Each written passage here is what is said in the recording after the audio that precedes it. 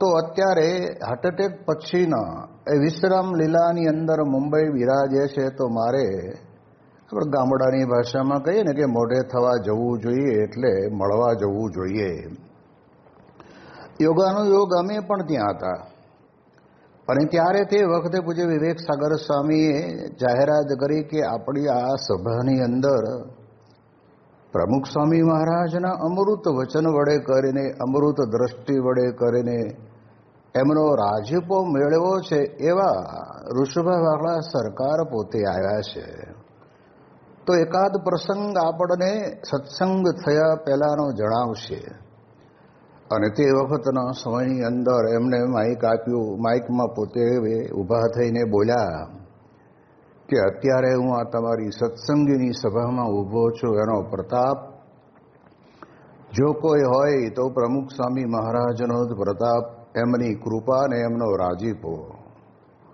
અને પછી કહ્યું કે હું જ્યારે સત્સંગમાં જોડાયેલો નહોતો ત્યારે ભાવનગર પંથકની અંદર મારી જબરજસ્ત રાડ હતી. પોલીસ કમિશનર પણ મને પકડી શકે નહીં, લઈ જઈ શકે નહીં. અને અમે બધા ભેગા થઈને એવું કરતા કે જેથી કરીને લોકો પરેશાન હતા. એમાં એક વખત બહુ વધારે પડતો દારૂ પી ગયો હશું, અને પીને હું બહાર નીકળ્યો. અને ત્યારે તે વખતે ત્યાં આગળ પાનના ગલ્લે 4-5 છોકરાઓ ઊભા હતા. એને મેં જોયા. રસ્તામાં વાસ્તવિક તો એક સાયકલનું ટાયર આડું અવળું વાંકું ચૂકવું પડેલું હતું. એટલે પેલા છોકરાઓને બોલાયા, અહીંયા આવો. અને ગામ આખું ધ્રુજે એમની આ એક વાતથી. એટલે છોકરાઓ ધ્રુજતા ધ્રુજતા આવ્યા તો ખરા, કે આ નાગ દેવતાને કોણે આપણા ગામમાં માર્યા? ઓલા બધા કે બાપુ અમને ખબર નથી કોણે માર્યા. કાંઈ વાંધો નહીં, ચાલો આપણે એક કામ કરો, એને ઉપાડો એક જેને કહેવાય લાકડીના ઓલા ઉપર, અને શેત્રુંજી નદીને કાંઠે લઈ જઈએ. એ બધા છોકરાઓની સાથે ઋષભ સરકાર પણ પોતે ભેગા ભેગા ગયા. અને 2-3 જણાને કીધું જા, ભલે રાત પડી ગઈ પણ વાણિયાની દુકાન ખોલાવીને ઘી લઈ આવો. આ નાગ દેવતા આપણે ત્યાં આગળ આવી રીતે કોઈ માર્યા હોય ને મરી ગયા હોય તો આપણે એનો અગ્નિ સંસ્કાર કરવો પડે. 2-3 જણાને કે તમે લાકડાના કરકટિયા ભેગા કરી આવો. એ કઈ આગા પાછા થઈ શકે એમ હતા નહીં. ઓલા લોકો ઘી લઈને આવ્યા, આ બાજુ લાકડા લઈને આવ્યા, અને ત્યાં બરાબર ગોઠવીને પછી સાયકલનું ટાયર હતું ને એને અગ્નિદાહ આપવાનો હતો, એટલે અગ્નિની અંદર મૂકી દીધું. અને ધીરે ને બધું બળી જવા આવ્યું. ત્યારે ધીરે ઋષભા સરકાર કે જો નાગ દેવતાનો અગ્નિ સંસ્કાર થયો ને એટલે બધાએ હાવબોળ કપડે આ શેત્રુંજી નદીમાં નાહી લો. અને તે વખતે નદીમાં પાણી હશે અને શિયાળાનો સમય પાછો. અને આ છોકરાઓ તો બધા જીન્સના પેન્ટ પહેરેલા હોય, અને એમનામ પડે, અને પડવું પડે, ન પડે તો પછી આવી બને. એટલે બધાએ નાયા અને એમનામ ભીને કપડે ઘરે ગયા. કોઈ એક વ્યક્તિ પણ હિંમત કરીને બોલી ન શક્યો કે બાપુ આ નાગ દેવતા નથી, આ સાયકલનું ટાયર છે. આવી પ્રકૃતિ મારી હતી, અને આવો હું હતો. આવા તો અનંત છે, 1-2 નહીં. ઘણા બધા પ્રસંગો છે કે જેની અંદરથી પ્રમુખ સ્વામી મહારાજ જેવા સત્પુરુષની દ્રષ્ટિ, એટલે કે છે ને કે ગમે તેવા મલિન સંસ્કાર હોય ને તો પણ કહેવાય છે કે ટળી જતા વાર લાગતી નથી. અને તે વખતે પછી પ્રમુખ સ્વામી મહારાજે મને કંઠી પહેરાવી, સત્સંગી કર્યો, પૂજાપાઠ આપી. તળાજા મંદિરની અંદર સવાર સાંજ 2 ટાઈમ દર્શન કર્યા વગર જવાનું જ નહીં ક્યાંય. વચનામૃત સ્વામીની વાતો વાંચવાની, નિયમ ચેષ્ટા બોલવાની, પૂનમે સારંગપુર દર્શન કરવા જવાનું. એ બધું જ સદગુણોનો જબરજસ્ત અખૂટ ભંડાર એમને પ્રાપ્ત થયો. એનું મૂળ કારણ મલિન સંસ્કાર હોય તે પણ જો સત્પુરુષનો રાજીપો થાય અને રાજીપો કેટલામાં? બાપાએ જે કંઈ વાત કરી એ વાતને એમણે સ્વીકારીને એટલામાં જ રાજીપો. સ્વીકારી એટલે બાપાને તો એમ જ હતું કે આ પંથકની અંદર લોકોને ઋષુભા સરકારની રાડ છે તો આપણે મટાડીએ અને મહારાજને પ્રાર્થના કરીએ, અને એના કારણે કરીને એમણે આ બધું છોડી દીધું. અને કેવો સત્સંગ થયો! તો બીજો એક પ્રસંગ પણ એમણે કીધેલો કે ત્યાં આગળ નગરપાલિકાની અંદર મારું જીવન જોઈને લોકોએ મને નગરપાલિકાના પ્રમુખ તરીકેની ચૂંટણીમાં મને સર્વાનુમતે પ્રમુખ બનાવ્યો. અને જ્યારે નગરપાલિકાની અંદર હું ઓફિસમાં બેઠો હોઉં ત્યારે નાના મોટા ટેન્ડર બહાર પાડવાના હોય એટલે પાડ્યા હોય ત્યારે કેટલાક લોકો પોતે એ ટેન્ડર પાસ થઈ જાય ને એટલા માટે દરેક વ્યક્તિ આવે. એમાં એક વ્યક્તિ એવી આવેલી કે બેગની અંદર સારી પ્રમાણની અંદર રકમ લઈને આવેલો, અને આવીને ધીરે ધીરે બાપુને કહે છે કે બાપુ આ નંબરનું મારું ટેન્ડર છે અને એને તમે પાસ કરી દો ને તો આ બેગ તમને આપી દો, આ બેગ તમારી. બેગમાં જે રકમ છે એટલી તમને હું આપતો જઉં છું ને મૂકતો જઉં છું.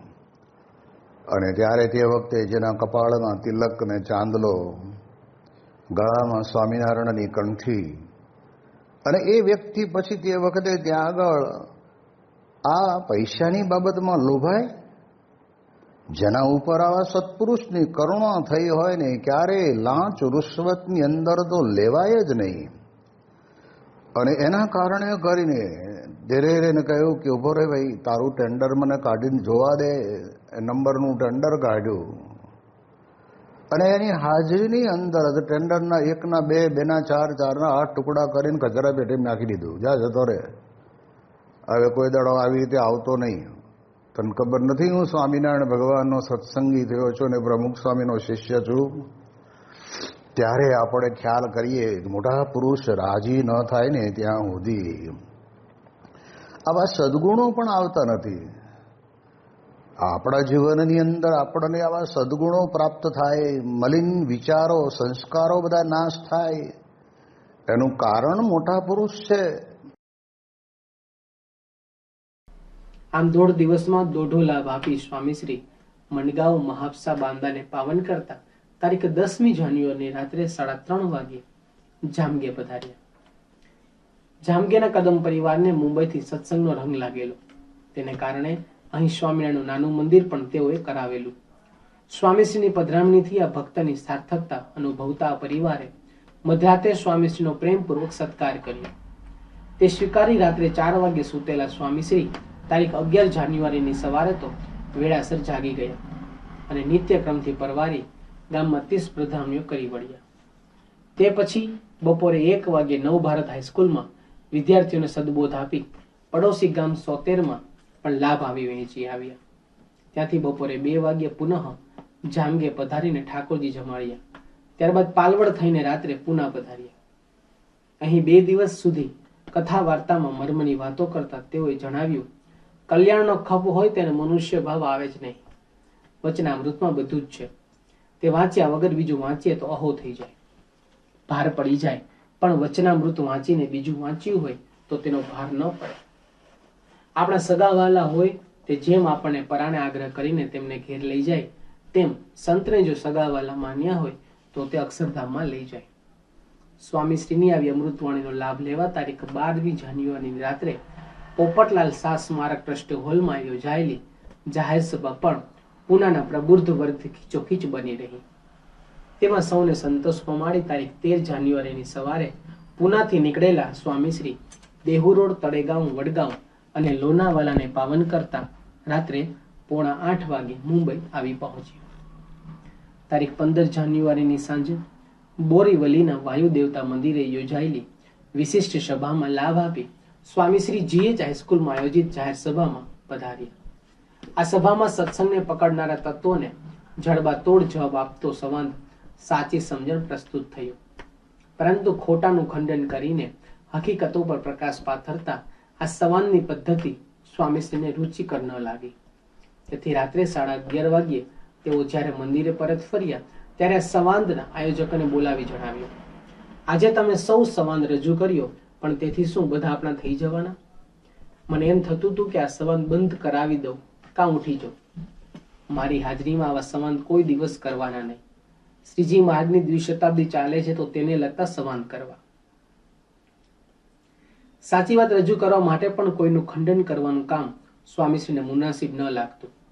સંસ્થાના તમામ સ્ત્રોત શક્તિઓ હંમેશા રચનાત્મક માર્ગે જ વપરાય તેની તકેદારી તેઓ રાખતા. આ વાતે પવિત્ર રહ્યા હોની સ્વામીશ્રીના સાનિધ્યમાં તારીખ 16 જાન્યુઆરીના દિવસે યોગીજી મહારાજની 6ઠ્ઠી પુણ્યતિથિ આવી. વળી આજે રવિવાર હોવાથી સવારથી જ મંદિરે છલકાવા માંડેલું. તેમાં સ્વામીશ્રી બાળ, કિશોર અને યુવક મંડળની સંયુક્ત સભામાં પધાર્યા.